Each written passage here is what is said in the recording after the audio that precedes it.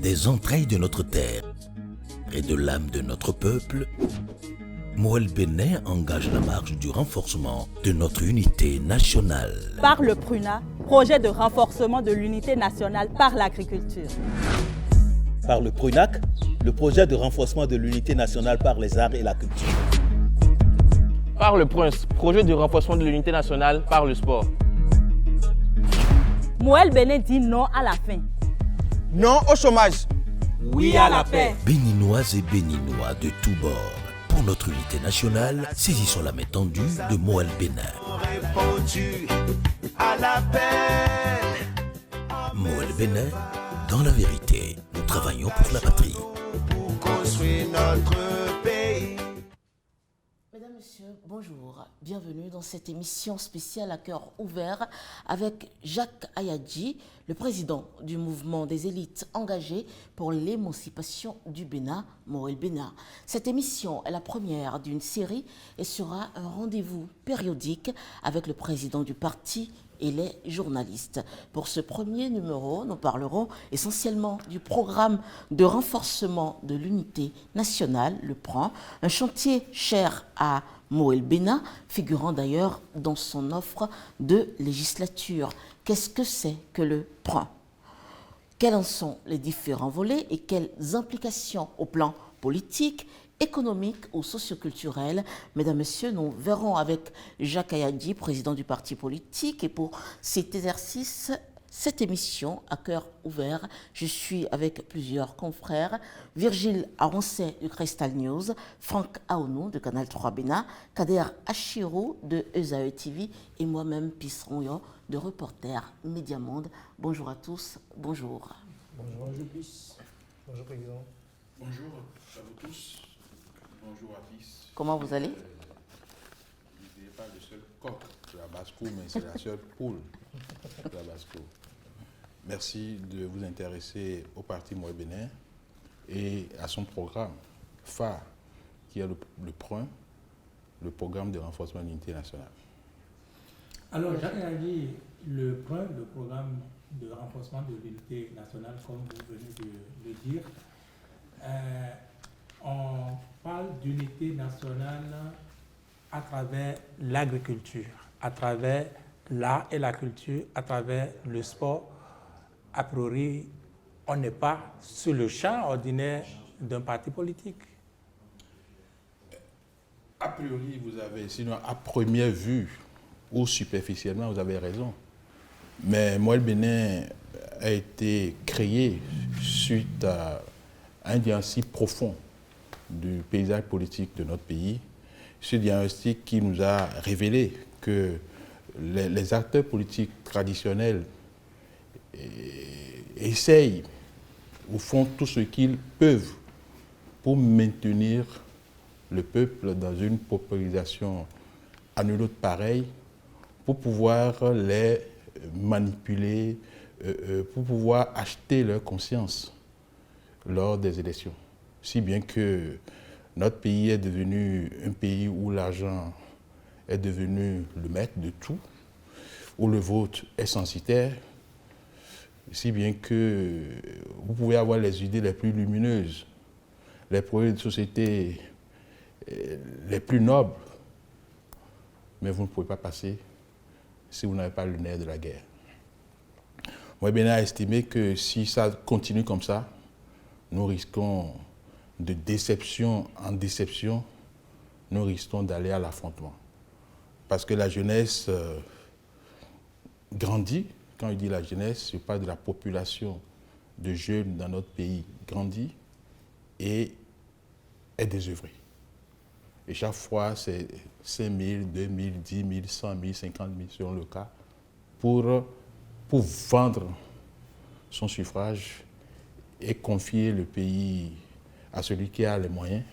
Alors Moël Bénin a décidé d'essayer de sortir l'argent de la corruption électorale de la politique pour que les idées commencent par primer. Mais vous ne pouvez pas arracher le lait maternel à un enfant sans lui proposer autre chose. Le lait artificiel, ça veut dire que vous ne pouvez pas, on ne peut pas enlever cet agent de la corruption politique à nos populations qui sont déjà habitués sans leur proposer quelque chose d'autre. Et ce quelque chose d'autre auquel nous avons pensé est globalement le patriotisme économique, qui consiste à produire ce que nous consommons et à consommer ce que nous produisons. Pour quel objectif? Pour mettre la jeunesse au travail et enrichir notre pays. Vous comprenez donc que si la jeunesse est au travail et vit des fruits de son travail, elle ne peut pas accepter d'aller s'asseoir sur une chaise, sous une bâche, pendant 10 heures, 12 heures, 15 heures, pour attendre un homme politique qui va d'abord lui fixer un rendez-vous à une heure donnée et venir 12 heures après pour avoir 1000 francs, 2000, 3000 et 5000. Donc nous avons mis le patriotisme économique pour mettre la jeunesse au travail.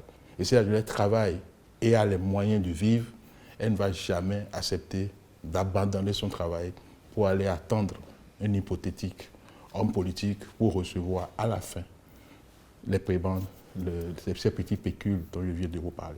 Donc le patriotisme économique. Alors comment mettre en œuvre ce patriotisme économique dans le concret? C'est dans cette recherche de solutions ou de conditions de mise en œuvre de ce patriotisme économique que nous avons élaboré le PROIN, qui est un vaste programme de renforcement de l'unité nationale. Et il faut ajouter aussi l'individualisme qui prend le pas dans notre pays. Il faut pouvoir aussi, par ce même truchement, le régler. Donc le PROIN, c'est globalement mettre les Béninois de tous horizons ensemble pour travailler, pour pouvoir les affranchir de cette situation dont je viens de vous parler. Donc le PROIN, de façon générale, est un peu abstrait. Donc pour le concrétiser, il faut chercher des prétextes, des moyens. Et nous avons réfléchi, nous avons identifié quelques moyens. Le premier moyen, c'est l'agriculture, qui a donné le projet de renforcement de l'unité nationale par l'agriculture. Le deuxième moyen, c'est les arts et la culture. Ça nous a donné le PRUNAC, qui est le projet de renforcement de l'unité nationale par les arts et la culture. Le troisième prétexte, c'est le sport, le projet de renforcement de l'unité nationale par le sport. L'autre moyen, c'est la qualification, qui est le PRUNC, qui est le projet de renforcement de l'unité nationale par la qualification. L'autre, c'est la technologie, qui est le PRUNT, qui est le projet de renforcement de l'unité nationale par la technologie. Et enfin, pour l'instant, parce que ce n'est pas exhaustif, il y a le PRUNRI, qui est le projet de renforcement de l'unité nationale par la recherche scientifique et l'innovation. Si on rentre dans chacun de ces éléments-là, je pourrais vous démontrer en quoi c'est nécessaire pour notre pays. Vous n'avez pas oublié l'aspect éducation? Non, on n'a pas oublié, on ne peut pas tout embrasser à la fois. Je vous ai cité plein. Est-ce que ce n'est pas un a priori essentiel aujourd'hui, au regard du diagnostic qui vous a conduit à concevoir le... Vous voyez, nous ne sommes qu'à l'échelle des partis politiques. Et lorsque vous nous observez bien dans nos discours, dans nos actes, dans nos comportements, nous avons toujours estimé qu'aucune chapelle politique n'a la science infuse. Donc, pour parler de l'éducation dans un pays, je pense que Mouel Béné seul ne peut pas se bomber le torse pour dire qu'il en est capable. Donc, c'est quelque part rangé, mais ça pourra être discuté dans un creuset plus large où Mouel Béné va apporter ses idées, d'autres chapelles politiques vont apporter leurs idées, et même des chapelles non politiques également vont apporter leurs idées pour que nous puissions mettre en œuvre le PRUN, qui est, comme vous le dites là, le projet de renforcement de l'unité nationale par l'éducation. Mais nous ne sommes pas encore au pouvoir. Nous sommes à l'échelle d'un parti politique et ce que nous faisons maintenant, c'est une sorte d'apprentissage, c'est une sorte de démonstration au peuple que si vous nous donnez le pouvoir, nous sommes déjà prêts pour le job. Si bien en agriculture, dans les autres volets, vous pouvez nous dire d'abord ce que vous proposez en termes d'offres d'éducation, si vous avez des têtes fêlées autour de vous, des jeunes qui ne sont pas instruits, qui ne sont pas, disons, qui n'ont pas le minimum, vous ne parviendrez pas à mettre en œuvre tout ce que vous avez comme bon projet dont vous parlez aujourd'hui? Vous voyez, le ventre affamé n'a pas d'oreille. D'accord? Si vous avez faim, vous ne pouvez pas aller à l'école et écouter ce que le maître est en train de dire. Donc nous avons voulu commencer notre programme par la résolution du problème de la faim. La faim qui induit également la santé. Parce que lorsque vous avez une alimentation bonne, une alimentation saine, vous réglez le problème de la santé. Donc, nous le savons très bien, mais nous avons notre timing pour parler de ces différents prétextes, de ces différents moyens. Je ne sais pas si nous avons le logo du PROIN quelque part à montrer. Vous allez voir que pour décliner les projets qui composent le PROIN, nous avons mis 3 points de suspension avant de mettre PRUNA, PRUNAC et PROIN. Et 3 points de suspension, ça veut dire que ce n'est pas exhaustif. Avant de parler du PRUNA, du PRUNAC et du PROIN, dites-nous quels sont les défis qui s'imposent au PROIN? Au PROIN, c'est l'unité nationale. Parce que vous savez, notre État, notre pays, créé depuis 1960 par ce que vous savez, n'arrive pas à être un État-nation. Il y a l'individualisme qui prend le pas dans notre pays. Et même un artiste célèbre a sorti un morceau il n'y a pas longtemps et qui est très populaire. Ça veut dire qu'il a pu scruter le Béninois et a compris que, bon, voilà, nous sommes champions dans l'individualisme, mais le peuple connaît régler pour le même temps. C'est ça, non? Et puis tout le monde. Cela est dû à quoi? Eh bien, ça, cela est dû à nous-mêmes, à notre culture.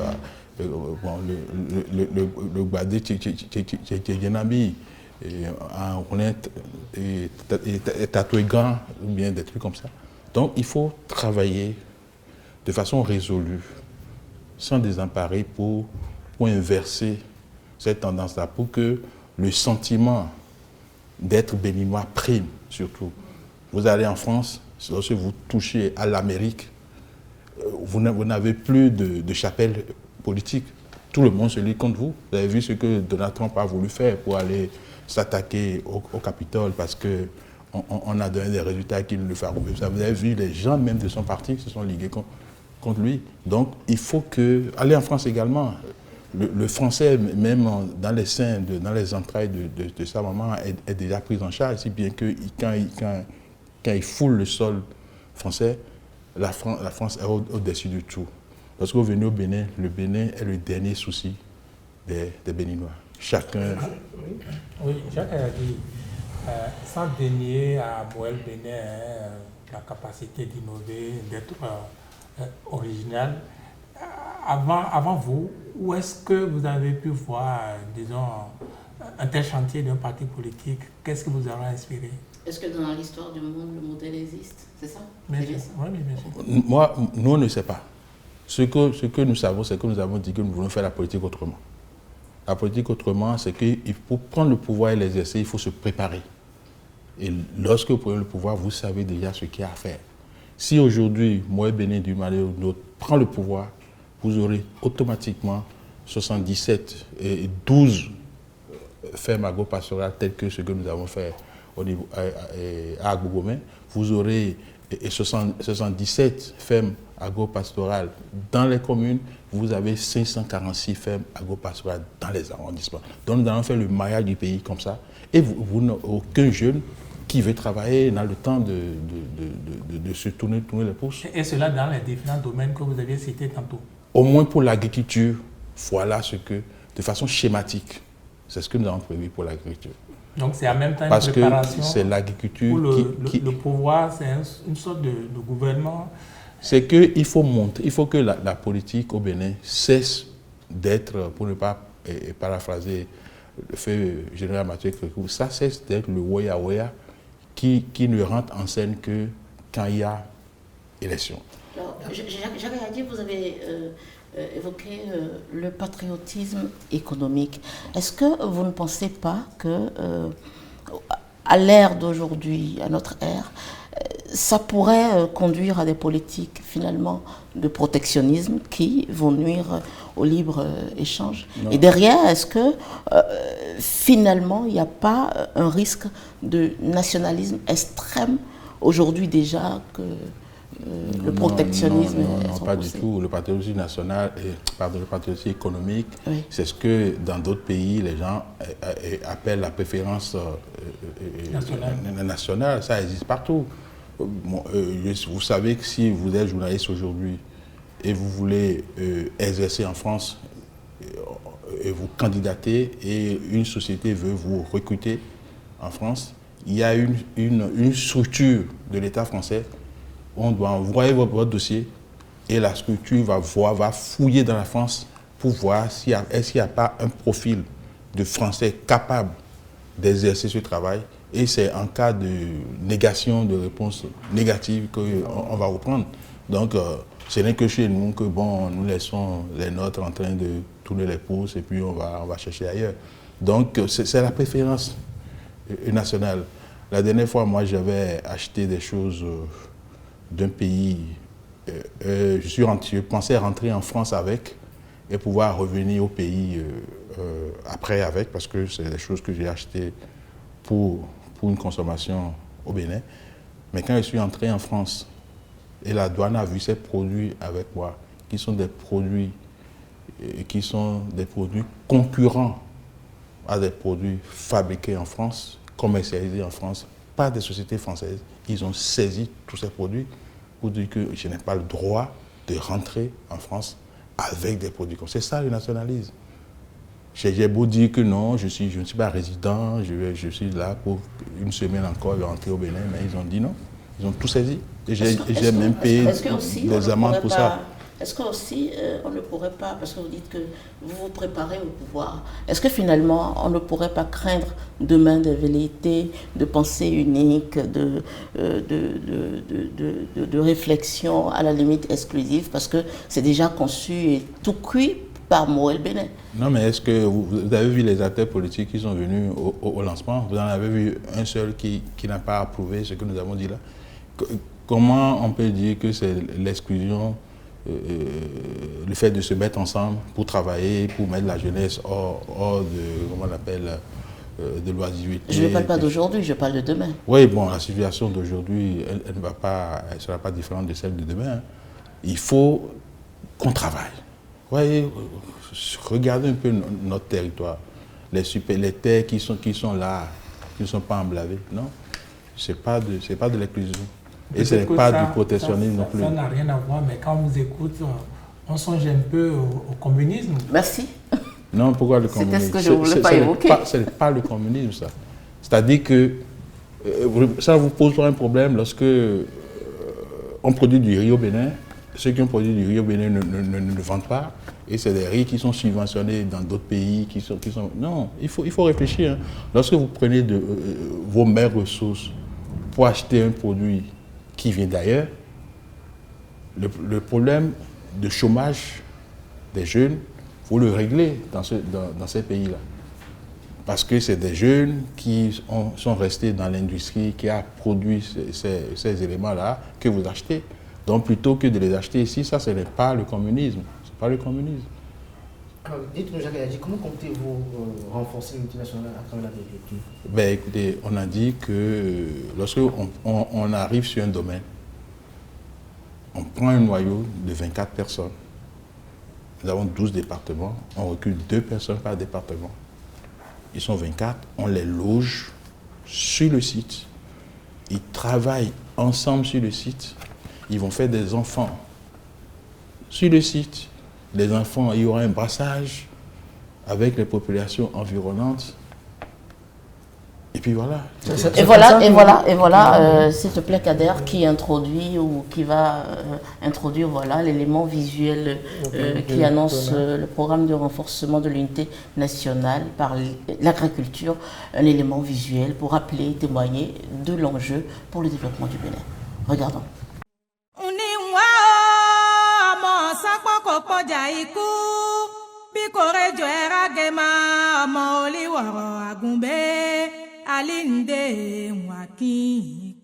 Nous sommes en République du Bénin. Nous sommes à 180 km environ au nord de Cotonou. Nous sommes plus précisément à Tassazoumé, chef-lieu du département des Collines. Et je me propose de vous amener à Gbougoumé. Là-bas, dans le secret de la forêt, le parti politique Mouel Bénin met en place une initiative originale et à nul autre pareil sur terre. Ça vous dit? Top, c'est parti.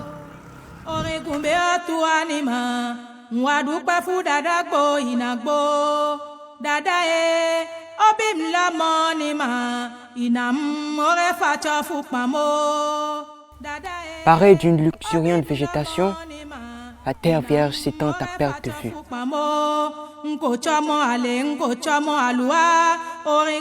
Terre fertile qui n'attend que la sueur des hommes, l'eau des cieux et celle du fleuve Ouémé pour tenir sa promesse de maïs et d'yam faite aux hommes.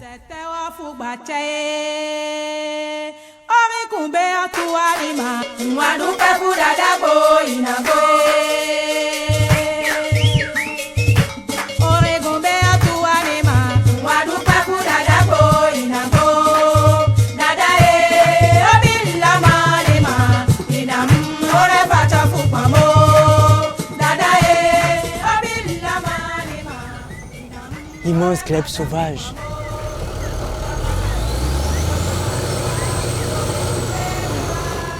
Quel est ce bruit de moteur perturbateur de ton silence immuable?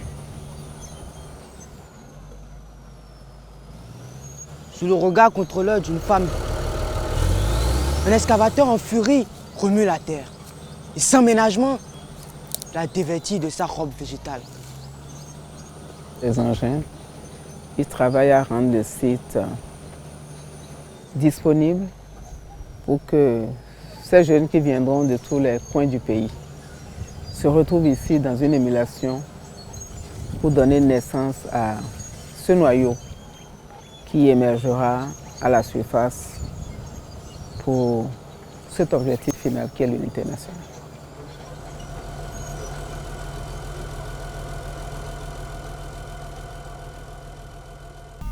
Ce projet Pruna, qui est le projet de renforcement de l'unité nationale par l'agriculture, qui est un projet d'un grand programme, qui est le PRUN, programme de renforcement de l'unité nationale tout court. Ici, nous sommes dans le prétexte de l'agriculture. Nous voulons partir de l'agriculture pour renforcer l'unité.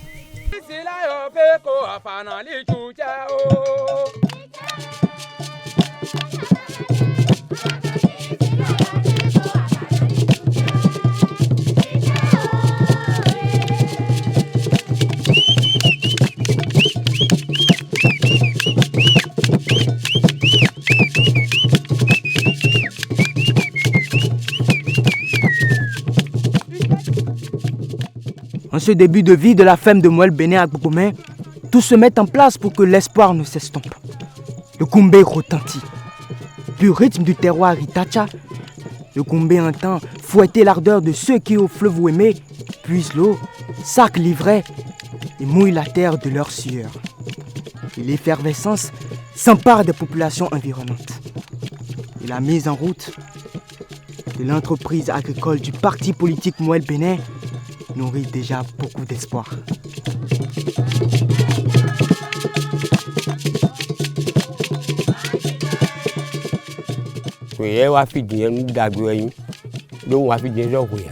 Quand on va faire un bando fier, mais fait dodo. Peut-être des bon, mais dit que c'est tout temps ainsi. Et quand peut-être mon coton, et donc créer un bloc et ben do y quand il bodo y ici.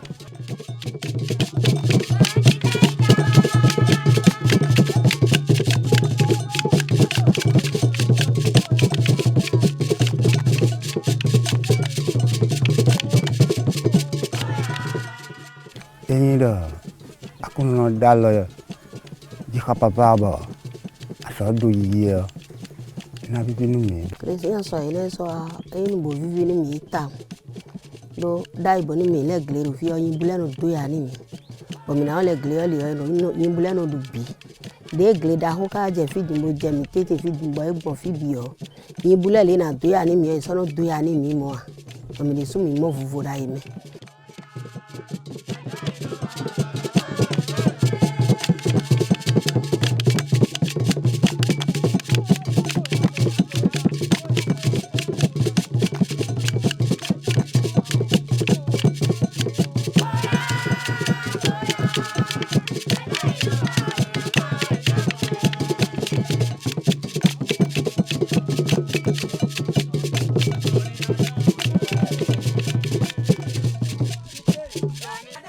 Agbogbomen est un premier pas. Vivement que Zogbodomé en soit un autre. Pour que de A à Z, du nord au sud, de l'est à l'ouest, se propage sur la terre béninoise le PRUNAC, le projet de renforcement de l'unité nationale par l'agriculture.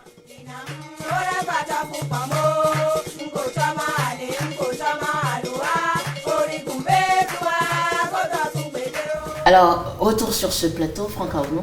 Oui, puis merci. Nous venons de suivre cet élément qui illustre bien la vision de Mouel Bénin en matière d'agriculture pour renforcer l'unité nationale. Alors, les résultats attendus tels que énoncés dans le document sur le PRON, on parle entre autres de l'autonomisation des jeunes, la mise en place d'une ferme agro-pastorale et semi-industrielle, ainsi qu'un complexe scolaire dans chacun des 12 départements, à l'exception du littoral. Pourquoi cette exception, Jacques Ayadi?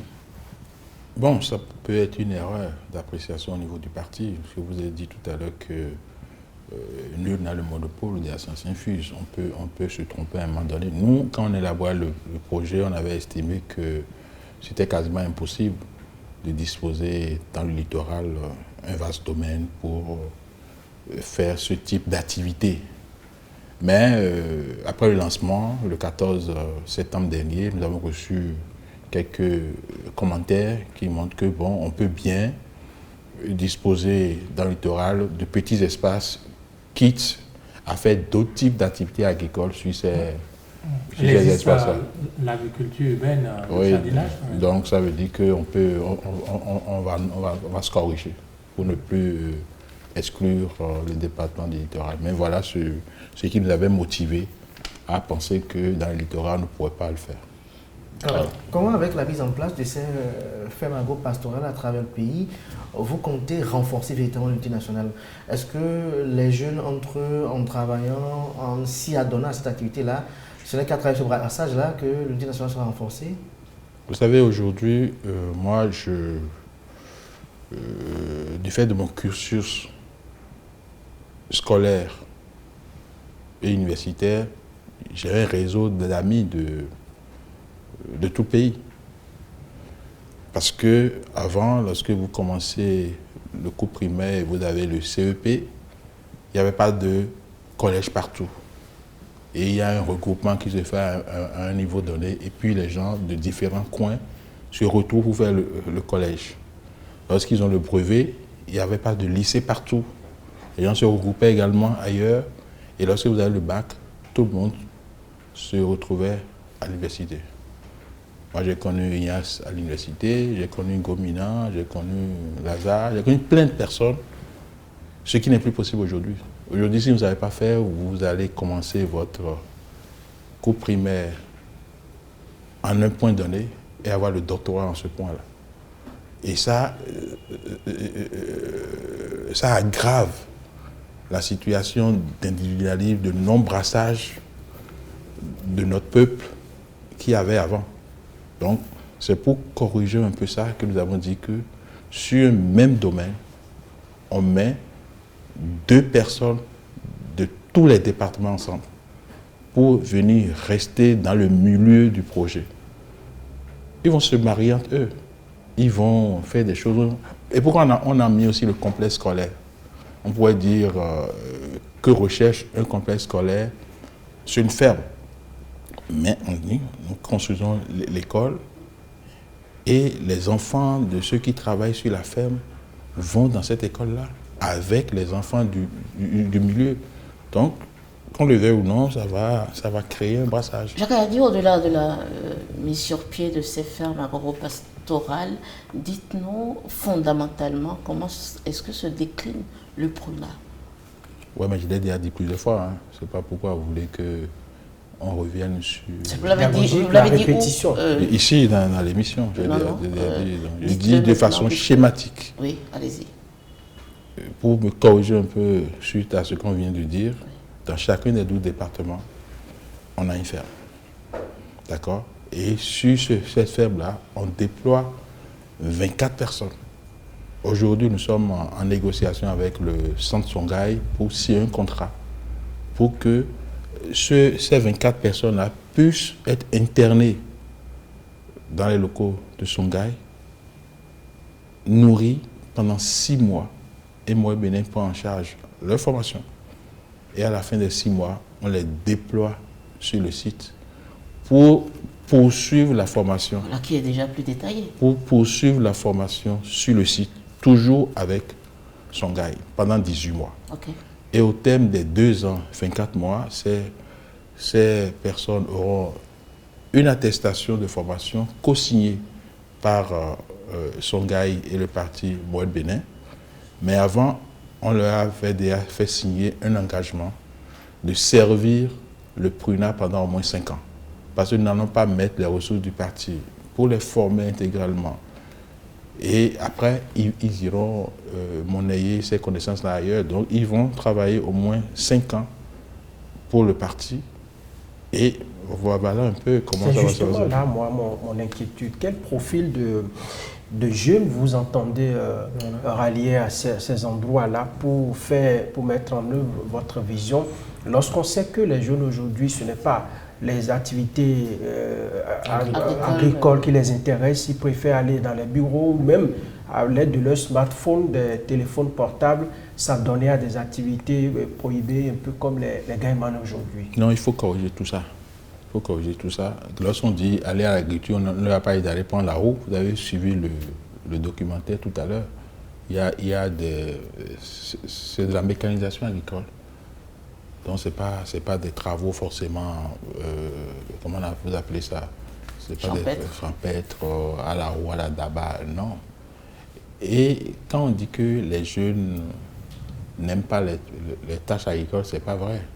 Ce que moi je peux dire, c'est que les jeunes aiment les boulots de l'État qui n'existent plus.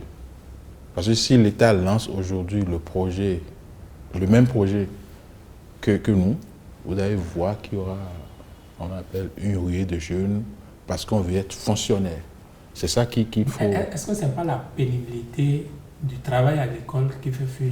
Non, c'est faux parce qu'il y a des fermes agricoles dans le pays. Il y a plein de projets au niveau du ministère de l'Agriculture. Il faut travailler à la roue, à la daba. C'est pas de ça qu'il s'agit. C'est pas de ça qu'il s'agit. Aujourd'hui, l'agriculture à la roue, à la daba n'est plus une agriculture rentable parce qu'il faut produire en masse pour pouvoir engranger des moyens pour régler les problèmes. Si vous voulez faire votre agriculture à la roue, à la daba, ça veut dire que vous voulez produire pour votre autoconsommation. Ce n'est pas l'objectif de Moël Bénin. Moi, je veux bien aborder la question des ressources. Oui. Jacques a dit, où est-ce que vous voulez trouver les fonds pour ça? Est-ce que ce sont, les ressources de Jacques Ayadi, individu personnel, ou de Moël Bénin? Comment est-ce que l'accès au financement se fera pour pouvoir mettre sur pied le PRUNA? Si j'étais le président Parti Talon, j'allais m'offusquer contre ce que vous venez de dire, parce que lui, chaque fois qu'on discute projet et vous invitez les questions d'argent, il se fâche. Non, il dit, quand il parle projet, on ne parle pas argent. Pourquoi? Pas à la fois. Parce que si vous êtes en train de parler du projet et en même temps vous pensez à l'argent, c'est que vous allez échouer. On vient de parler non, de mais on n'est plus à la conception là. Non, mais vous avez dit où est-ce que... Non. C'est-à-dire, vous savez, lorsque vous êtes seul, vous pouvez faire des choses, mais pas grand-chose. Mais lorsque vous êtes nombreux et vous mettez ensemble, en mutualisation, vos maigres ressources, vous tombez sur des résultats énormes. Ce sont les maigres ressources de qui et de qui finalement? Mais le parti Moël Bénin, c'est un parti qui comporte des militants et des militantes. Les militants n'ont pas les moyens, n'ont pas des moyens. Nous savons ce qui constitue la base de militants des partis politiques. Non, vous n'en savez pas grand-chose. Dites-nous alors, par exemple pour le lancement du soyez transparent sur le sujet, vous ne connaissez pas l'exemple de tous les partis politiques. Vous avez la chance que certains de vos confrères sont des militants au niveau du parti et nous savons comment ça marche. C'est la mutualisation. Je ne dis pas... On sait au moins que le parti Mouel Bénin ne bénéficie pas du financement public. Ces partis qui en bénéficient déjà ont quand même du mal à exister. Malgré ça, je vous l'ai dit, qui plus est, un parti qui, en plus de l'ordinaire pour un parti politique, se lance dans l'agriculture, dans les arts, dans la culture, dans ceci, cela. Dans le sport. Où est-ce qu'il trouve de financement pour faire tout ça? Ensemble. Vous savez pourquoi vous faites des tontines? Comment on appelle dans l'expérience. Il y a des mutuelles au sein de Mouel Bénin? Non, moi je parle de pourquoi faire des tontines. C'est parce que vous savez qu'individuellement, vous n'êtes pas capable de faire quelque chose, mais vous voyez que si vous vous mettez ensemble et chacun donne quelque chose pour régler le problème de quelqu'un, que vous allez y arriver. Vous irez en quête de financement, vous irez en quête de financement, parce que vous ne nous convainquez pas avec le prétexte, enfin les arguments de mutualiser. Non, vous ne nous convainquez pas. moi, l'objectif, c'est pas de vous convaincre. L'objectif, c'est ce que vous avez vu. L'objectif, c'est d'être transparent. C'est ce que vous avez vu d'abord dans le documentaire. C'est ce que tout le monde a pu découvrir dans le documentaire. C'est-à-dire, on dit que lorsque vous voulez que les gens vous aident à amener quelque chose sur la tête, il faut l'amener aux jeunes. Et Mouel Bénin s'est arrangé par ses moyens pour amener aux jeunes. Et je suis sûr que quand nous allons commencer les activités, les financements de partout ne vont nous manquer. Lors du lancement du point, j'ai entendu dire dans les discours que les cotisations sont allées. M. Yetienou, qui est membre de votre parti, il a dit sur nos antennes à Canal 3 que ce sont les militants qui ont cotisé de l'argent pour organiser tout cela. Est-ce que c'est comme ça que ça va se faire pour mettre en œuvre le PRUNA, où vous allez lever des fonds ailleurs, vous allez faire des prêts, quitte à après, lorsque ça va fleurir, aller payer ça aux banques? Comment est-ce que ça va se passer? D'abord, quand on a des activités au niveau de Mouel Bénin, en dehors des cotisations qui sont, comme on l'appelle, périodiques, on lance des souscriptions pour dire voilà, nous voulons faire telle activité. Et il y a des bonnes volontés. Chacun n'a qu'à donner. Je sais que pour l'activité du 14, nous avons collecté, une somme de l'ordre de 10 millions que nous n'avons pas, on n'a pas tout utilisé. On n'a pas tout utilisé pour les besoins du lancement. Mouel Bénin est quand même curieux comme parti parce que c'est rare qu'un parti politique, généralement les partis politiques se plaignent de ce que les autres militants attendent plutôt qu'on leur donne de l'argent. Oui, mais c'est ça. On a dit qu'on veut faire la politique autrement. Pourquoi vous voulez forcément que, si le Mouel Bénin devait faire comme les autres partis politiques, pourquoi il est né alors? Il ne devait pas naître. Hein. Donc il y a des militants de qualité au sein de Mouel Bénin? Il y a toutes sortes de militants au sein de Mouel Bénin. Des militants de qualité, des militants de moins de qualité, des militants médiocres, des militants... C'est un parti politique. C'est un parti politique, c'est le peuple en miniature. Donc c'est sûr que, bon, il y a des gens... Et aussi des mécènes? Bien sûr, on a des amis. Mouel Bénin a des amis. Mouel Bénin a de grands champs, comme on a vu tantôt dans l'élément. Quand vous allez produire tout ça, vous allez en faire quoi? Du commerce? Oui, bien sûr, on va vendre. C'est pour gagner de l'argent. À l'exportation aussi? On va y arriver. Je vous ai dit que le patriotisme économique consiste à produire ce que nous consommons et à consommer ce que nous produisons pour mettre la jeunesse au travail et enrichir le pays. C'est ça de façon globale à l'échelle nationale. Mais à l'échelle du parti, on peut dire que le patriotisme économique à l'échelle du Mouel Bénin, c'est mettre la jeunesse de Mouel Bénin au travail pour enrichir le parti, pour lui permettre d'autofinancer ses activités. Vous avez dit tout à l'heure que nous n'avons pas, à date, bénéficié de financement public de partis politiques. Oui. Mais si on déploie le PRUNA correctement, mais on aura des moyens, on aura beaucoup de moyens. Toujours par rapport au PRUNA, nous allons parler un peu d'environnement. Est-ce que, par rapport à tout ce qui est en train de se mettre en place, comment est-ce que, dans la gestion du PRUNA, vous allez gérer aujourd'hui la vulnérabilité des systèmes agricoles face aux impacts environnementaux agricoles? En quoi produire du maïs est consommé ou bien faire de l'élevage va faire des désastres environnementaux? Non, vous faites de l'agriculture à grande échelle. À grande échelle, mais vous allez mettre des intrants, des engrais, D'abord, la spécialité de Moelle Bénin, c'est de produits bio. Ah oui? Bio. Sur ces grands champs-là? Oui, c'est produits bio. Donc, moi, je ne compte pas, et Moelle Bénin ne compte pas utiliser de l'engrais chimique. Je suis curieux de savoir, le Pruna a-t-il été rédigé exclusivement par les cadres de Moelle Bénin ou il y a eu des contributions externes? C'est le cadre de Moelle Bénin. On a des compétences, on a la chance et on remercie l'Éternel pour ça, qu'on a toutes les compétences au sein du parti. Vous n'avez pas soumis à appréciation à une expertise externe? Non, pas du tout.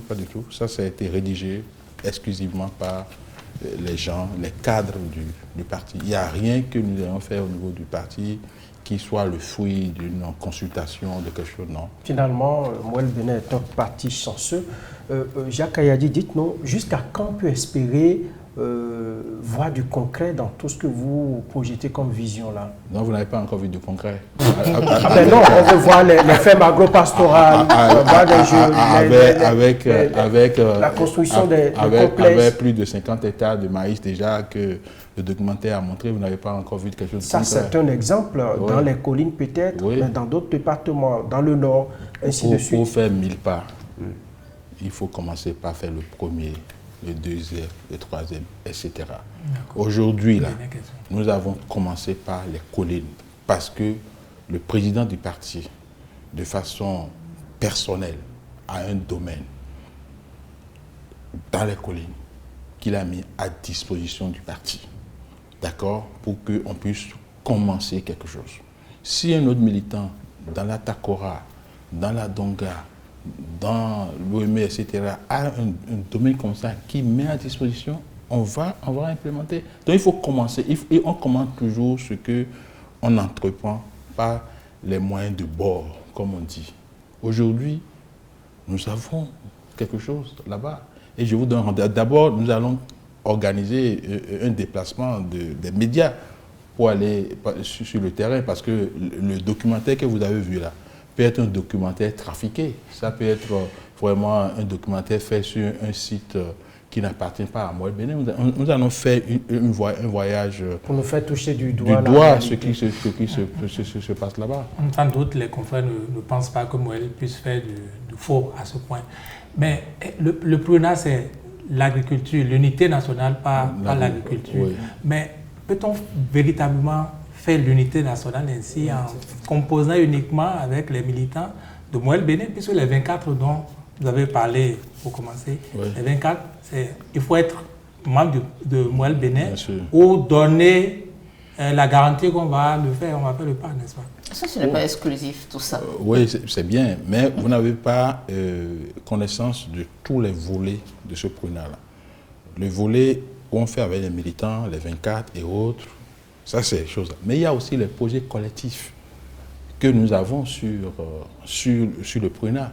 Projet collectif qui consiste, vous êtes un groupe de jeunes, un groupe de éminents par exemple, vous voulez sortir de ces éminents-là, ou bien vous ne faites rien, et vous voulez vous donner à l'agriculture. Vous saisissez en groupe, vous n'êtes pas obligé d'être membre de Moelle Bénin, vous saisissez en tant que groupe, pas individuellement, vous saisissez le parti. Le parti peut, sur les 100 hectares, là, vous donner un domaine. Nous avons pensé donner 2000 mètres carrés par individu. Ça veut dire que si vous avez 10, ça fait, comment on appelle, 2 hectares qu'on va vous donner. On vous donne les moyens pour vous installer, faire votre production, mais on ne remettra pas l'argent entre vos mains.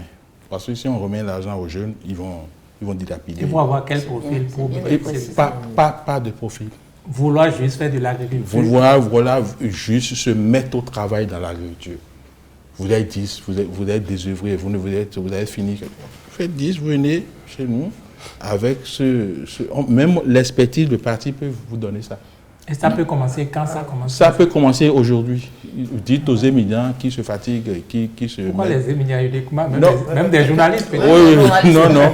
Au moins vous ne faites pas des travaux difficiles. Quand vous finissez le soir, vous allez chez vous, vous avez le temps de vous occuper de vos femmes, non? Ou bien de votre mari. Parce que les émigrants, lui, il conduit de nord au sud. De 8h à 8h. De 8h, puis il est fatigué, il prend les produits qui rend malade là.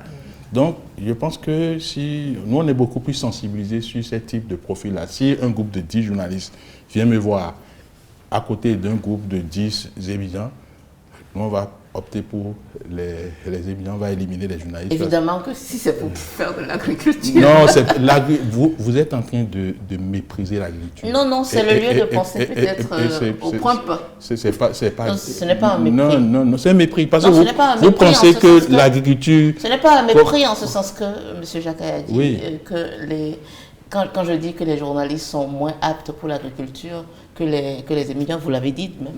Non, d'abord, vous savez, moi, je ne suis pas un paysan. Je suis un ingénieur en génie civil, mais j'aime l'agriculture.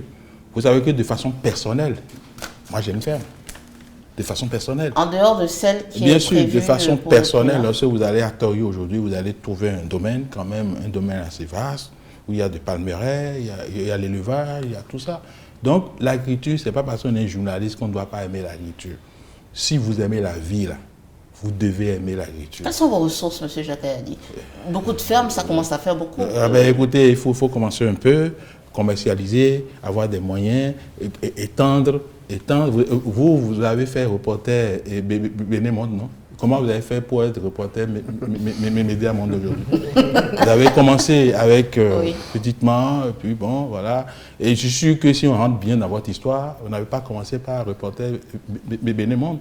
Vous avez dû faire micro, et puis voilà.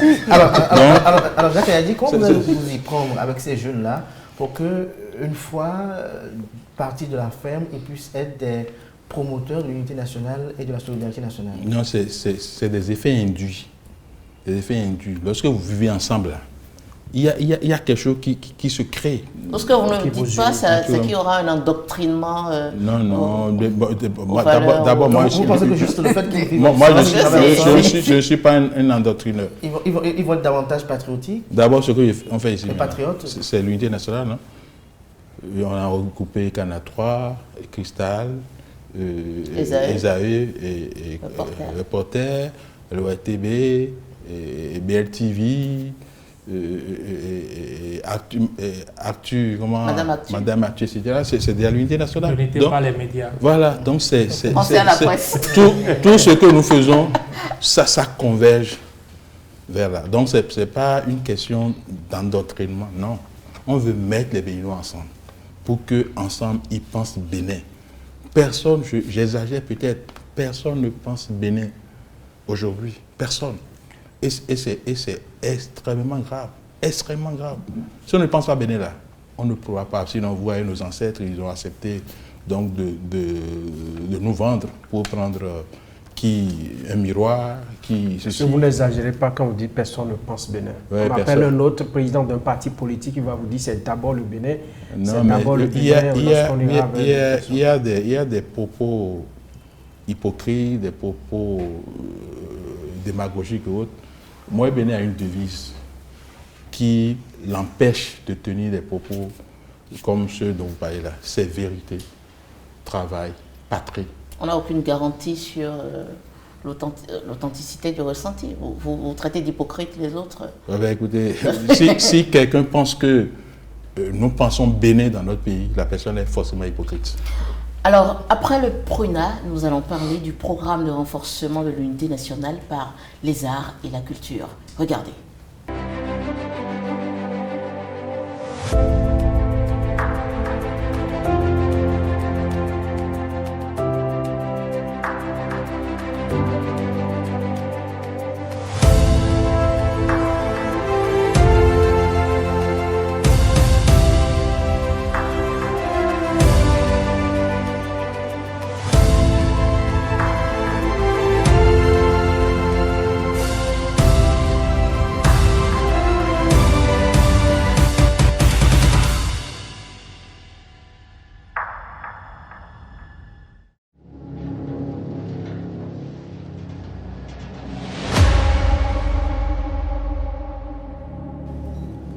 Des années 80 aux années 2000, Francis Ossou a fait partie des figures de proue de la presse en République du Bénin.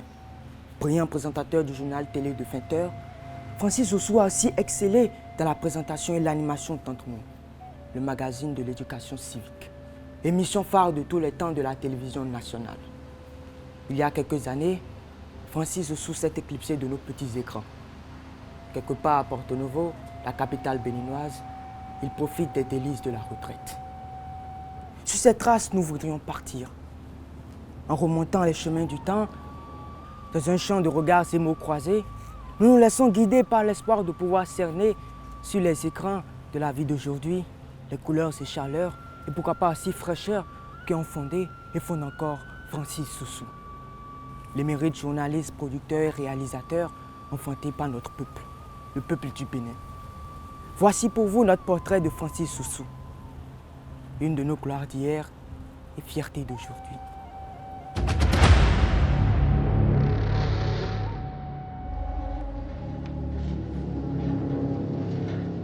Ah oui, Francis Ossou.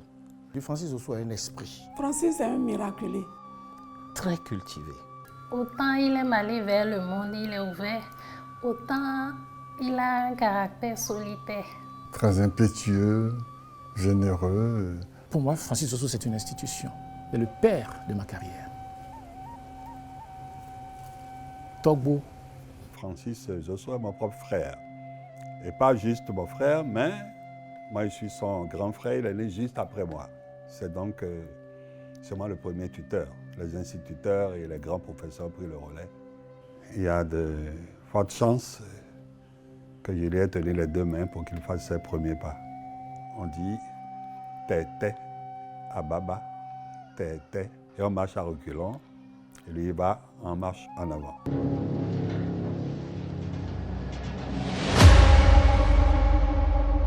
Je suis passionné de journalisme parce que tout le monde aime et regarde le journal télévisé. Et lorsque vous êtes journaliste de télévision, les gens vous aiment, les gens vous adorent. Partout où vous passez, vous êtes bien accueillis. En tant que journaliste, les gens vous écoutent. Mais les gens vous écoutent en réalité, non pas en raison de ce que vous dites, mais en raison de ce que vous leur faites ressentir. En tant que journaliste, vous êtes créateur de sensations, vous êtes créateur de valeurs. Vous plaidez pour l'amour, vous plaidez pour l'espoir, vous plaidez pour le patriotisme. Et ça, j'aime ça. Le journaliste est un éducateur. Et pour toutes ces raisons, j'aime tellement le journalisme. Bon, revenons un peu au temps où tu étais à l'internat du lycée Koulibaly. Pour nous qui maîtrisons la topographie de Cotonou, quand on sort de l'entrée principale du lycée et on vire à droite, on se rend à Misebo, le ghetto de l'alcool, de la cigarette et de la drogue. Et quand de l'entrée principale, on poursuit tout droit son chemin, on débouche sur Djonké, le quartier des Belles de Lune. Est-ce que tu n'aurais pas une belle petite aventure à nous raconter? Lorsque je suis arrivé à Cotonou en 1970, c'était en provenance d'un tout petit village à Togon, dans la sous-préfecture d'Alada. Comme tous mes autres camarades du lycée, j'aimais sortir pour me promener. J'aimais découvrir la boutique, j'aimais découvrir les vitrines. Et le soir, nous sortions de l'internat où on trompait la vigilance des maîtres d'internat pour aller nous promener sur la rue Djonké. Jeunes, on essayait de dévisager les personnes dont vous parlez, les filles de joie. On essayait également de dévisager leurs partenaires. On ne pouvait pas faire davantage. On n'en avait ni les moyens, ni le courage. Jusqu'au jour où un d'entre nous a décidé de nous entraîner dans la gueule du loup. Ce jour-là, ce fut une escapade mémorable. Je n'oublierai jamais cela. Nous avons été engloutis dans le paradis des fruits défendus. Ne me demandez pas de vous donner plus de détails. Cela pourrait effaroucher les âmes sensibles.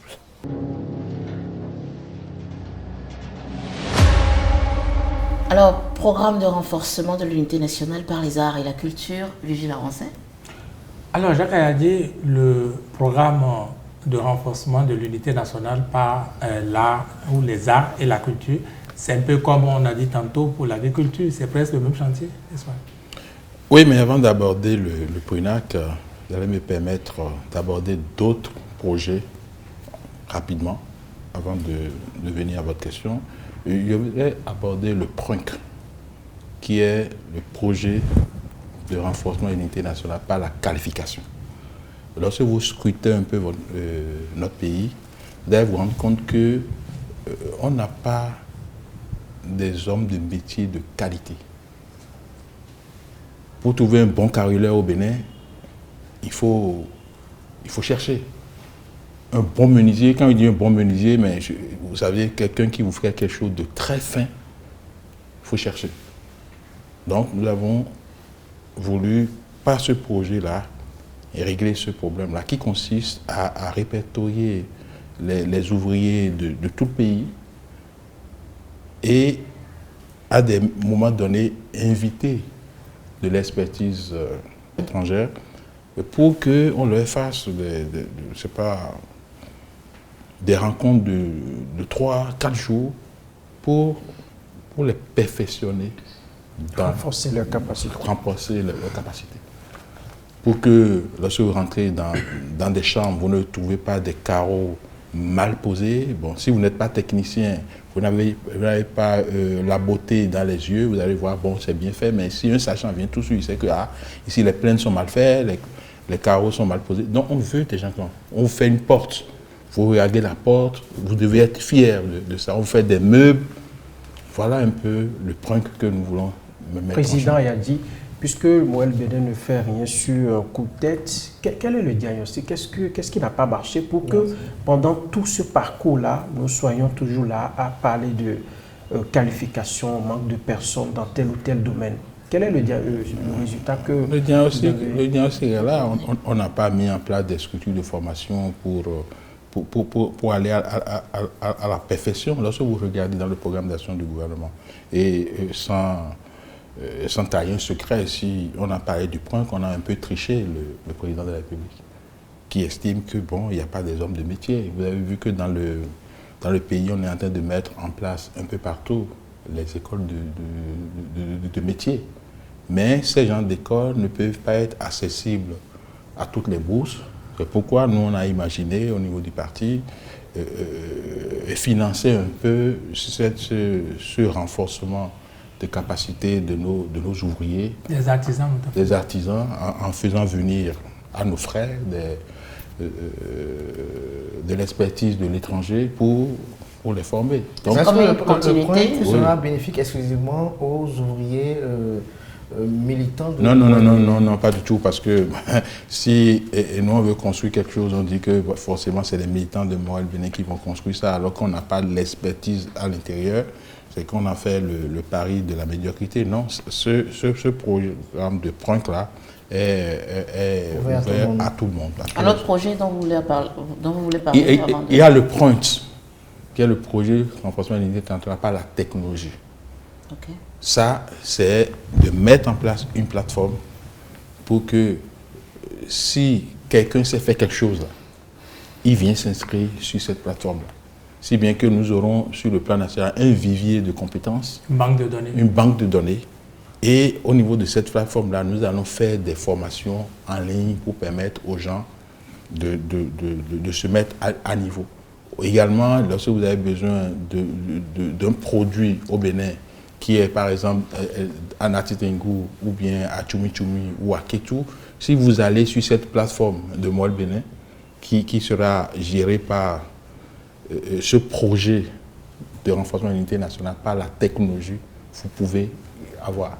Est-ce que vous n'avez pas choisi la partie la plus simpliste quand on parle de technologie? Quand on parle de technologie, je vois beaucoup d'infrastructures et tout. Non, c'est de la technologie, mais vraiment virtuelle. On veut, oui, bien sûr, on veut créer une communauté. D'abord, ça va nous permettre d'abord de recruter aussi, hein, parce qu'un parti politique, ça recrute. Hein. On peut consommer ça recrute, des emplois. Non, ça recrute des militants. Ça recrute des suffrages. Lorsque on dit que pour avoir telle chose, il faut aller sur la plateforme de PRUNC, mais qui est à la base de PRUNC. Ça peut vraiment amener vous inscrire dans le cœur des Béninois, c'est-à-dire régler et être un creuset de règlement des problèmes de la communauté. Donc, il y a enfin, quand il dit enfin, en griffe, parce que c'est enfin aujourd'hui au niveau de la réflexion, il y a le projet de renforcement de l'unité nationale par la recherche scientifique et l'innovation. On ne fait pas de recherche dans notre pays. Aucun pays n'avance sans la recherche.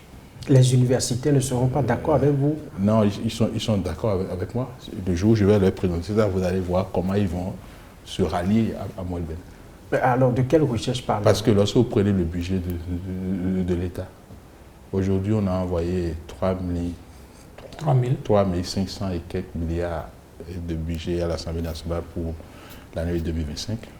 Je ne suis pas convaincu que vous ayez 1% de ce budget-là pour la recherche. C'est pas possible. Finalement, est-ce que le programme de renforcement de l'unité nationale, dans tous ses démembrements,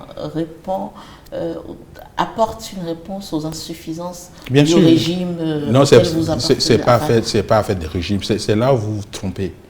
Vous vous trompez. Moelle Bénin a été créé sur la base de la décision, si on doit parler de ma personne. La décision de la création de Moelle Bénin remonte à 2015. En 2015, le pouvoir auquel nous appartenons là n'était pas encore là. Parce qu'il faut que désormais au Bénin, les chapelles politiques soient des causées de résolution des problèmes de la communauté. Donc c'est le pouvoir puisqu'on parle des personnes, Yahi Boni qui aura inspiré alors. Non, sinon ça se dit que c'est M. Patrice Talon qui vous a demandé de créer un parti politique. Ça fait tant pis pour ceux qui disent ça. Nous, on n'écoute pas on écoute seulement ceux qui nous critiquent, nous font des observations pour nous permettre d'atteindre notre objectif. L'objectif qui a conduit à la création. Les autres qui disent ce qu'ils veulent là, nous, on n'a pas d'oreille pour écouter ces trucs-là. Mais vous devez répondre à ces critiques, par exemple, comme ceux qui estiment que vous n'avez pas véritablement un véritable poids sur l'échiquier national, ceux qui disent aussi, par exemple, que l'enracinement du parti n'est pas véritable. Qu'est-ce que vous répondez à cela aujourd'hui, vu que vous êtes... J'ai dit quelque chose très rapidement le 14. Vous savez, c'est la qualité qui draine la quantité. Vous savez ça? Lorsque je prends l'exemple d'une salle de classe, ou d'un amphithéâtre à l'université. Lorsque vous êtes au début de l'année, où on veut mettre en œuvre un programme, il y a un seul monsieur qui est devant une cinquantaine, et comme nous sommes dans un pays d'effectifs pléthoriques, peut-être un seul monsieur qui est devant 80 personnes. Et c'est ce seul monsieur-là qui, à la fin de l'année, ramène le nombre là à son niveau de connaissance dans les sujets abordés. Donc ceux qui parlent de bon, vous n'êtes pas nombreux, tout ça, oui, nous ne sommes pas nombreux, mais nous sommes les seuls à pouvoir élaborer un projet qu'ils ont tous apprécié. Les initiatives sont belles, les gens en parlent, mais que dites-vous ou que répondez-vous à ceux qui pensent que les Béninois, pour la plupart, ne sont pas militants? On a beau avoir de beaux projets, de bons programmes pour renforcer l'unité nationale, mais la mayonnaise aura du mal à prendre. En fait, moi-même je dis ça, mais je mets de bémol de plus en plus. Parce que vous n'êtes pas confronté à de telles réalités sur le terrain? Non, je ne dis pas ça, mais il suffit de voir l'histoire politique de notre pays. Avant, ce n'était pas le cas. Avant, vous pouvez trancher par les idées au Bénin. C'est à partir de 1995, je ne veux pas citer celui qui nous a amené cette affaire-là dans le pays. Quelle affaire, l'argent? Oui, l'argent, où l'argent peut acheter tout. À quoi? Et non, les populations, c'est parce qu'elles sont déçues des hommes politiques qu'on a l'impression qu'elles ne sont pas des militantes. La preuve, les mêmes populations, quand ils vont à la messe les dimanches, ils ne demandent pas au prêtre ou au pasteur ou à l'imam le vendredi de leur payer le déplacement. Alors que, au contraire, dans leur misère, dans leur pauvreté, ils payent encore quelque chose à quête pour permettre à leur communauté religieuse de fonctionner. C'est parce que les hommes politiques ont tellement déçu les populations que ces populations ont pris cette posture pour dire, bon, de toutes les façons, vous venez nous mentir, si on vote pour vous, ça ne donne rien. Donc, je préfère prendre tout de suite ma part et vous pouvez faire du pays. Si vous permettez, oui. Est-ce qu'on peut revenir maintenant au PRUNAC? Merci. Oui, mais donc, parlons moi je n'ai pas fini de parler de la recherche. Parce que le PRUNAC, bon, c'est pas... On vous donne alors encore quelques minutes recherche, pour... Parce qu'en fait, c'est des problèmes importants. Ouais, moi, je viens de faire une thèse sur, comment on appelle, les déchets de gousses de mil dans l'utilisation dans l'industrie. Le goudron? Non, l'industrie cimentaire. En quoi consiste cette thèse que j'ai eu à faire? Voyez-vous, on produit beaucoup de mil, ça fait des déchets, évidemment des déchets en griffe, comme je l'ai dit aux membres du jury, parce que si les populations avaient beaucoup de terre pour pouvoir, cette année, produire ici, récolter, laisser les déchets sur place, se déplacer, produire ailleurs, pour revenir des années après sur le premier site, ces déchets ne seront plus des déchets, ça va devenir du fumier, ça va devenir de l'engrais, ça va pourrir sur le sol et ça va enrichir le sol. Mais comme les gens n'ont pas beaucoup de terre, ils sont obligés de brûler ces déchets-là pour pouvoir se préparer pour les prochaines semences. C'est ça qui crée des problèmes environnementaux, ça dégage du CO2 et autres. Et on a dit dans cette thèse-là de pouvoir recycler ces déchets-là, de les brûler, de les rendre en cendres pour pouvoir diminuer la consommation du ciment dans la construction. Donc vous avez besoin peut-être d'une tonne de ciment pour construire quelque chose. La recherche a montré que vous pouvez économiser 25%. 25%, ça fait diviser par 4. Une tonne de ciment, ça fait 20 paquets, je crois, si vous vous souvenez. Lorsque vous divisez 20 par 4, vous avez 5. Donc, vous pouvez économiser l'argent de 5 paquets de ciment pour substituer avec cette cendre de gousse de mil. Imaginons qu'on décide, on calcule le besoin en ciment de notre pays dans cette proportion-là. Et on dit, pour satisfaire ce besoin-là, il faut produire telle quantité de mil pour avoir ces déchets-là. Vous voyez ce que ça peut induire en termes de production agricole et en termes d'économie dans la construction et en termes même de diminution de la pollution de l'environnement. Aujourd'hui, on mange du pain, du blé. Alors que le blé, on ne le produit pas ici. Imaginez qu'on fasse une recherche pour voir comment on peut produire du pain sur la base des produits que nous avons ici. Plein de choses. Donc il faut faire la recherche. Il faut donner un budget colossal à la recherche. Parce que les pays qui se sont développés là, c'est les pays qui ont pris du temps pour rechercher. Vous n'avez pas pu dire ça au régime actuel, par exemple, parce qu'ils ne regardent pas du tout de ce côté-là. Non, ce n'est pas un problème de régime. Justement, vous parlez c'est pas un problème de régime. Si aujourd'hui, pour quitter le Bénin, pour aller en France, les gens ont imaginé qu'il faut prendre un avion, c'est parce que lorsque la situation était là, il y avait des difficultés, ils ont investi pour faire des recherches, pour concevoir les avions.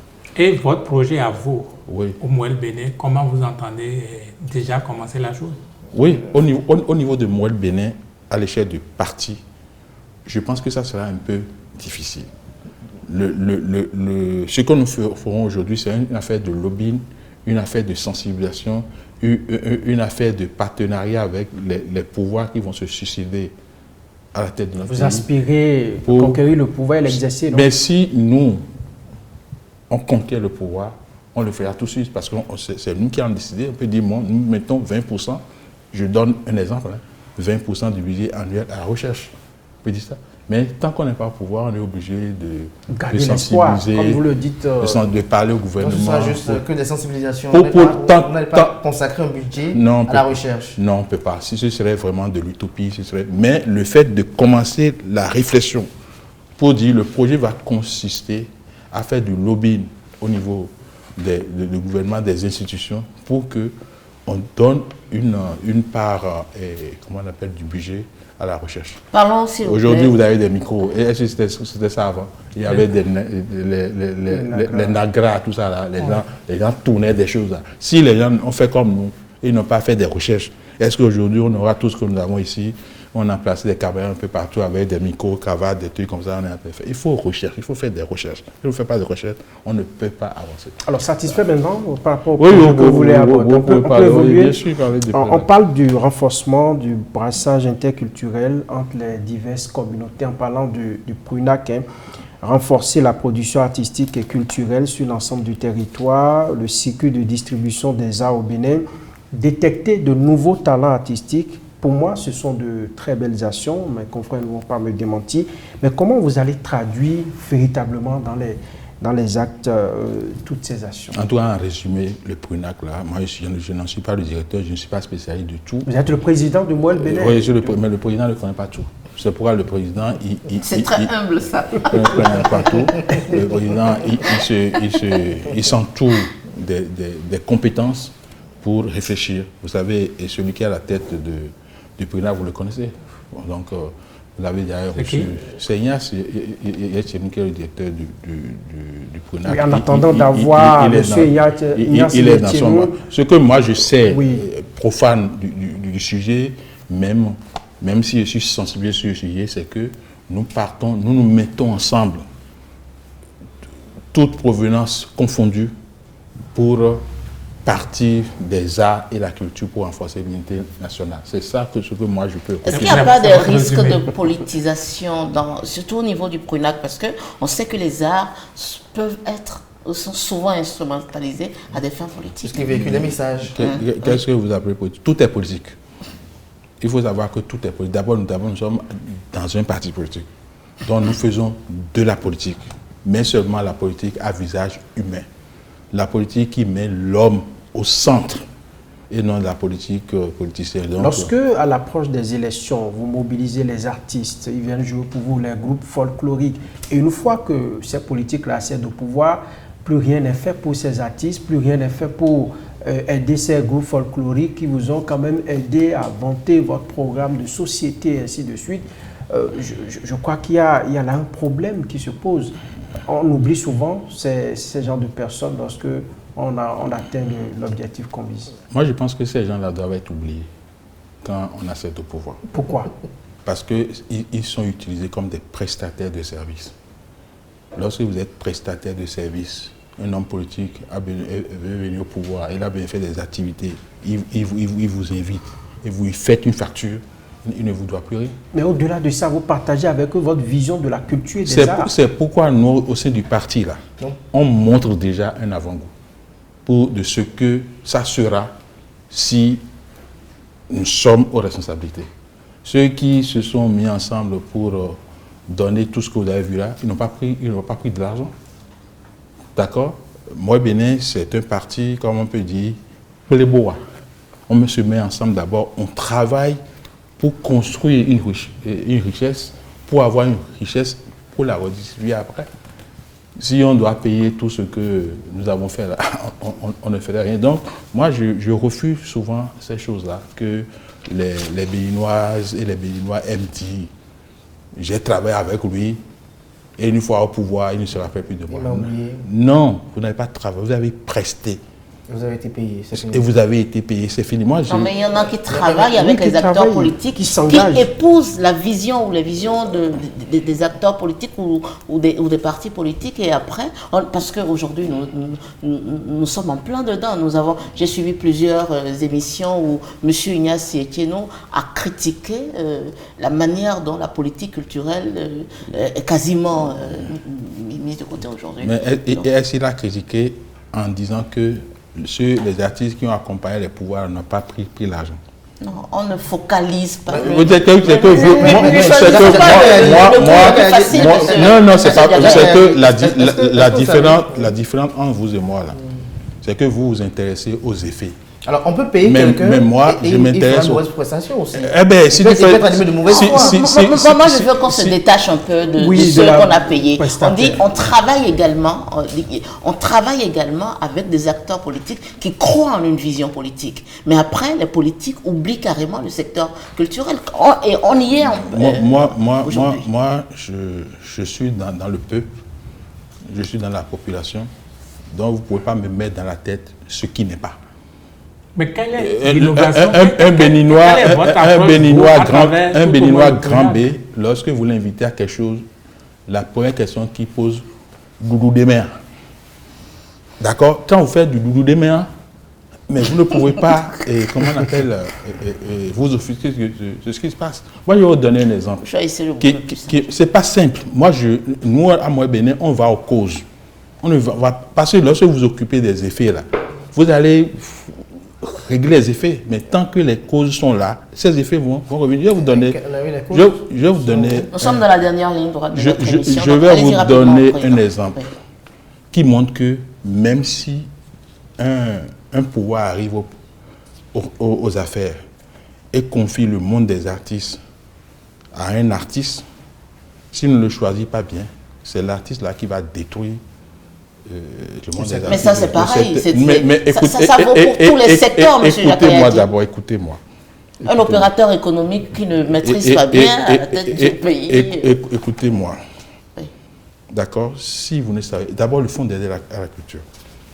Qui a tué ce fonds d'aide à la culture si ce n'est pas les artistes? Lorsque les artistes se mettent, une seule personne se met, il écrit des trucs, il donne à des gens, et puis lorsque l'argent arrive... Ça, c'est la perception. Attendez, s'il vous plaît. Parce que lorsque on fait des choses, on dit des choses sérieuses, là, vous avez toujours la manie d'arrêter les gens. Vous n'êtes pas acteur culturel, donc ça sera difficile de faire le débat. Moi, j'ai une culture générale qui me permet, sans être un acteur culturel... Tout à l'heure, vous avez semblé raccourcir rapidement. Oui, mais là, le débat, vous allez accepter également nos questions de violence. Oui, bien sûr. Non, relancer quelqu'un ne veut pas dire à la personne de laisser ce qu'il est en train de dire. On ne vous demande pas de laisser, mais vous avez déjà dit, a priori, que vous n'êtes pas le fond, non. Ce qui s'est passé dans ce, vous savez, où on prend l'argent, on fait un chèque à quelqu'un, la personne va prendre le chèque, on prend sa voiture, on va lui bloquer le chemin, on lui prend ce qui, s'il a pris 2 millions ou 3 millions, on lui prend les 3 millions, on lui donne 200 000. Vous savez ça? Donc, ça ne peut pas faire avancer les choses. Il faut travailler sur le mental des Béninois. L'exemple que nous, on a suivi tout dernièrement au niveau de Mouel-Bénin et qui me montre ce que je suis en train de dire, c'est par rapport à une artiste qu'une autre artiste a dit qu'elle veut se célébrer et nous a contactés. Et nous avons donné notre quitus pour célébrer cet artiste-là. J'ai instruit le directeur du PRUNAC pour prendre contact avec cet artiste-là pour que nous puissions célébrer l'artiste-là, Aïpemi Poupogé, pour ne pas citer son nom. Une dame que moi j'affectionne beaucoup par sa mélodie. Donc, elle m'a demandé le budget de cette célébration-là. En temps pour nous sensibiliser à accepter le projet, on nous a montré une vidéo de la vie de l'artiste qui était une vie, je ne sais pas quelle activité. Misérable. Elle n'avait pas de toit. Donc, on nous donne un budget. Moi, je regarde le budget de près de 3 millions, mais je ne vois aucune ligne qui concerne l'artiste dedans. L'amélioration de ses conditions? Rien. Je ne vois aucune ligne. La seule ligne que j'ai vue dedans, c'est habillement de l'artiste. On a mis 150 000. Sur près de 3 millions, c'est-à-dire l'artiste dont on a exposé la misère pour appeler le financement. On s'occupait de son habillement. Non, c'est pas ça. Donc, moi, j'ai rejeté cela pour dire que Mouel-Bénin ne va pas s'associer à des choses comme ça. Je sais ce que cet artiste elle raconte sur ma personne, mais ce n'est pas important.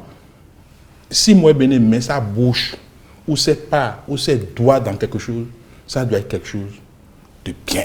Est-ce que finalement vous êtes venu en aide à l'artiste? Antoine, l'émission d'aujourd'hui n'est pas destinée à dire de comment on a réglé, mais il faut dire que les artistes du Bénin sont les problèmes des artistes du Bénin. Mais en même temps, on ne voit pas la solution que propose la le politique PRONAC à travers... La proposition que nous proposons d'abord, c'est de nous rendre dignes, de nous rendre crédibles aux yeux des artistes pour que, de façon d'abord bénévole, ils se mettent ensemble pour faire des productions que nous allons sponsoriser, diffuser. Bon, on finance les productions. Mais là, on va les faire connaître et on va voir, comme on a eu la chance de confier ce volet à quelqu'un qui s'y connaît, vous allez voir ce que ça va. Et lorsque vous mettez à part les brebis galeuses qui font qu'aujourd'hui, vous trouvez que ce sont les artistes qui sont les problèmes des artistes du Bénin, est-ce qu'il y en a quand même de bonnes factures dedans? Vous savez, lorsque dans une population, vous avez près de 95% brebis galeuses, moi je ne sais pas comment parler de 5%. Ce que je dis là n'est pas valable pour tous les artistes. On peut en trouver dedans de bien. Mais comme nous sommes dans un pays où on ne met pas la lumière sur ceux qui font bien et on fait le culte de la médiocrité, on tombe sur... C'est pour ça que vous avez pensé gloire d'hier, fierté d'aujourd'hui. Voilà un autre volet de PRONAC. Parce que nous ne savons pas faire, comment on appelle, nous ne savons pas témoigner pour les nôtres. Le Béninois ne sait que taper lorsque quelqu'un fait mal. Vous faites 100 choses, si 99 sont bien faites, personne ne parlera de ces 99. Il suffit que la dernière chose soit mal faite pour que tout le monde jette son projecteur sur ce qui est mal fait. Nous avons dit non. Il faut que notre panthéon, là, ça soit élargi. Qu'on ne dise pas que le Bénin est seulement un pays de Béanzin, de Kaba et de Bioguera. Les Kaba, les Béanzin, les Bioguera, on en connaît plein depuis 1960 jusqu'à ce jour. Donc il faut pouvoir célébrer ceux qui font bien.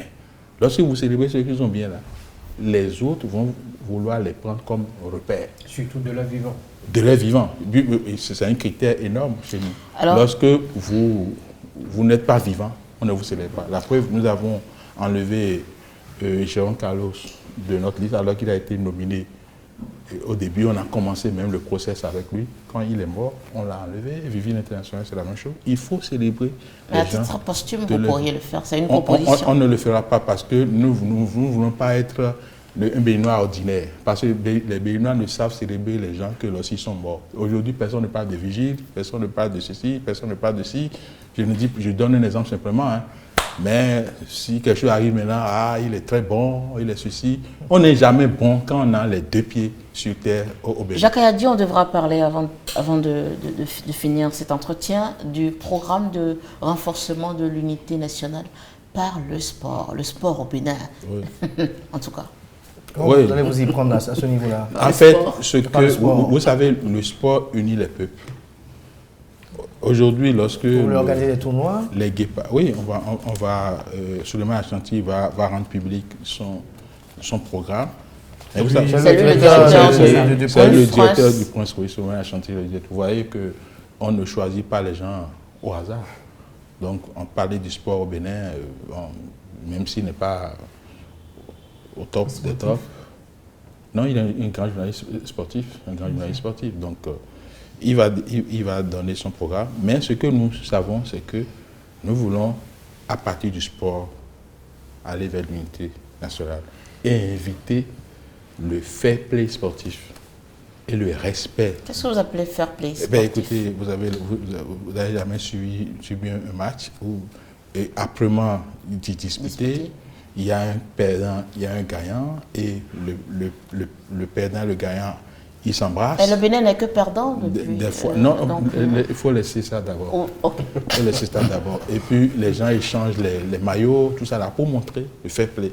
Ça veut dire que si nous sommes sur le terrain politique, qui est aussi un terrain de compétition, il faut y inviter le fair play. Le fair play avec le respect des règles. Donc, au-delà de du fait de mettre... Puis on va faire des championnats. Okay. Au niveau de chaque... vous savez, nous avons des communes au niveau du département. Les communes vont s'affronter au niveau du département pour sortir des champions départementaux. On en aura 12 par la suite. Les 12 équipes départementales vont s'affronter. On aura une équipe championne au plan national. Et ensuite, nous allons mettre en place une équipe nationale de Mouel-Bénin qui n'est pas l'équipe championne, mais une équipe qui sera constituée des meilleurs de tous les clubs du Bénin pour avoir l'équipe. Mais en amont, déjà vu, non? Mais en amont, est-ce que Mouel Bénin va investir dans la formation de ses sportifs? Parce que non, je vais d'abord lui répondre parce que vous êtes allez-y. Vous avez vu ça où vous? La compétition s'organise tout le temps. Je vous ai dit structuré comme ça. C'est-à-dire, nous avons 12 départements. On crée une équipe de Mouel Bénin par commune. D'accord? Elles vont s'affronter. Trouver un champion, une équipe championne par département. Après, on organise un championnat national au niveau des 12 départements. On trouve une équipe championne de Mouel Bénin. Et à l'issue de tout ça, on forme une équipe nationale de Mouel. Vous avez vu ça où? Et là, le financement du point sera également sous cotisation des militants. Je vous ai dit tout à l'heure que nous sommes au colis. Bon, mais en réalité, nous, on va commencer. Et les gens vont nous... Est-ce que vous allez investir dans la formation également des sportifs?